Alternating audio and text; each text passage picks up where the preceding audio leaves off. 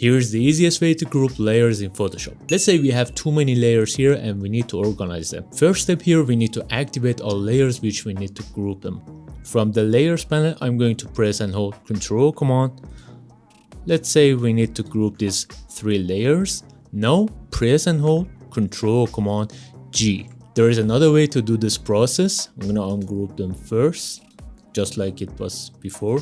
So I'm gonna press and hold Ctrl Command, selecting the layers, activating the layers. Now I move my cursor right here on this folder and doing a single click like this. Let me add some tips here, guys. You can also drag some layers directly into your group. For example, I'm going to add some layers right here. 2, 3. All we need to do, just activate the layers again by pressing Ctrl Command, do a single click like this, and I'm just gonna drag and drop it right here. Now if I open my group, you're gonna see the layers like this. To get the best possible result, you can rename your group by moving your cursor right here, double click and change its name, press enter, and that's it. That's how you keep your Photoshop files clean and organized. If you're new to Photoshop, I highly recommend you to subscribe our channel. Thanks for watching and peace out.